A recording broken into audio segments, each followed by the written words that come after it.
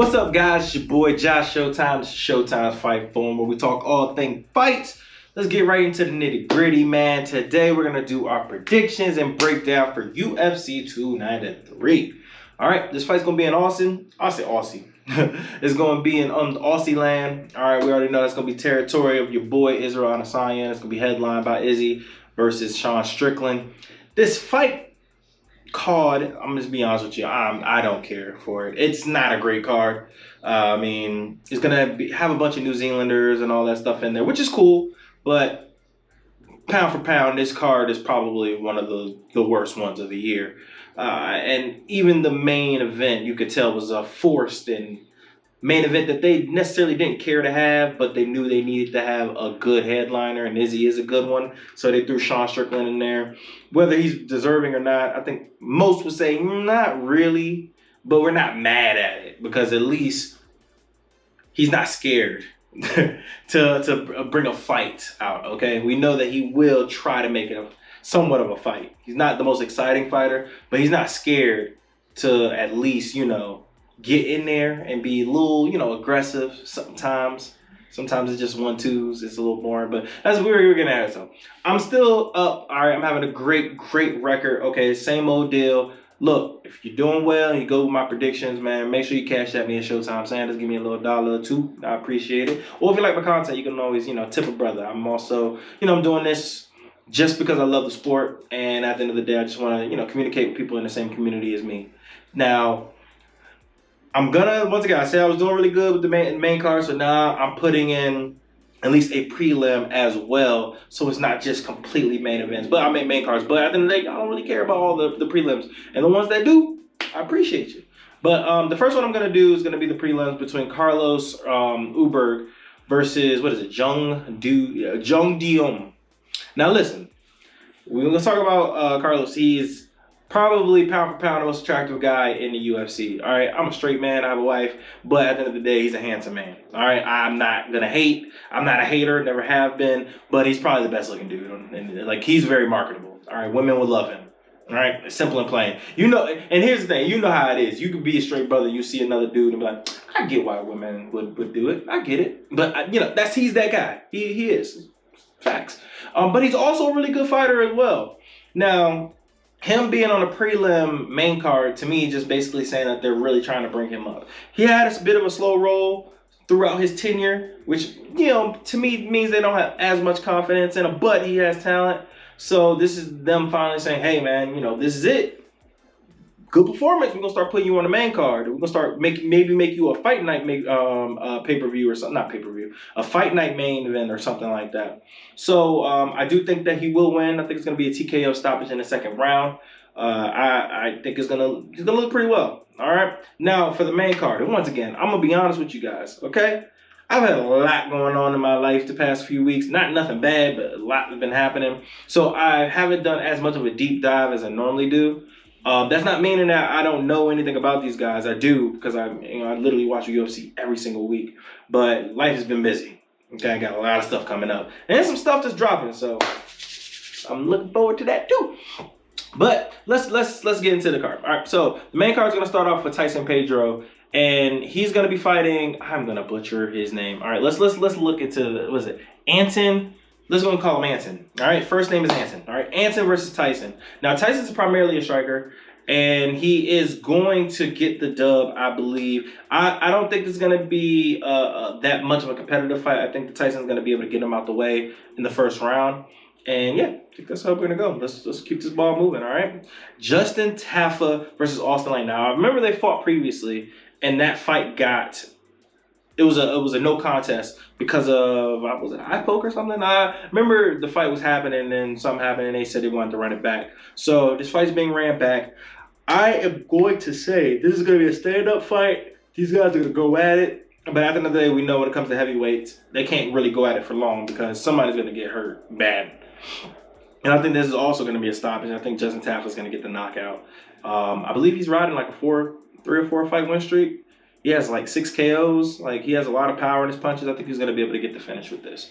Now, we're going to go to Manuel Cape. Now, completely random how he was acting in the press conference. Almost got jumped by Kai Francis and Izzy. That was interesting. But hey, you got to market yourself. So I'm with it. I support it. It is what it is. You got to brush up on your trash talking a little bit, but I'm team trash talk. Okay, so do what you got to do. But he's fighting Felipe dos Santos. Now, here's the thing. This is why it's once again smart for Manuel to be able to, do this. You're calling out Kai France. We already know he's a recent title contender, and he's highly ranked in the division. This is a way to get that fight. So you gotta win impressively. You're gonna be calling these guys out, the top dogs. You can't just be doing that and put up a boring performance. You need to get a finish, or you need to at least be dominant for 3 rounds, and then call out Kai France and try to get a fight with him, and then obviously work your way up the ladder. So I do believe it's going to be a unanimous decision, but I do think that he will be impressive enough and be able to dominate the fight to get attention, to get those top fights. So I'm still going to go Manuel Cape by decision. Now, the co-main, which is going to be a really fun fight, it's pretty relevant. And we got Tai Tuivasa versus Alexander Volkanov. Now, this is a stand-up fight. I highly doubt this fight would touch the ground unless somebody gets slept. We have the power puncher and Tai Tuivasa, who's very quick hands, but still has really deceptive kicks as well. But then you've got the long, rangy Alexander, who's still has power. He can knock you out, but he also throws in the knees. He has pretty good kicks, decent footwork. And it's a very contrasting of styles of the power versus the long, lengthy guy who can knock you out, but he's more of a volume guy as well. It's going to be a challenge for Tai Tuivasa to be able to close the distance and be able to get in the range and to be able to land those bombs. Now, if he do, it's going to be a wrap. Once again, it's heavyweight, and also I've seen Alexander get KO'd brutally. So how do I see this fight going? This fight, if it goes the distance, I will be surprised. I don't see this going to this. I'll be even surprised if it honestly goes past the third. Gets to the third round. I think it's going to be a stoppage before the third. I'm going to go Tai Tuivasa. He's going to get a KO. He's going to eventually land. Now, I would not be surprised if he can't close the distance and he keep that stick out and he's able to piece him up and honestly hurt him and knock him out. I wouldn't be surprised. But I'm going to go Tai Tuivasa just because I believe in his power a little bit more, and I know it's going to land. And he's also he has the quickest hands between the two. Hands is quick, they're going to land, and that's where I'm going with it. Now, the main event, Sean Strickland versus Israel Adesanya. Now, this was supposed to be DDP. Dricus is supposed to be fighting here, but apparently he's hurt. It is what it is. And you know what? Hey, look, that was the ambulance that you just heard. That was obviously for a semblance of what's going to happen in this fight. I'm going to be honest with you, okay? Sean Strickland is okay.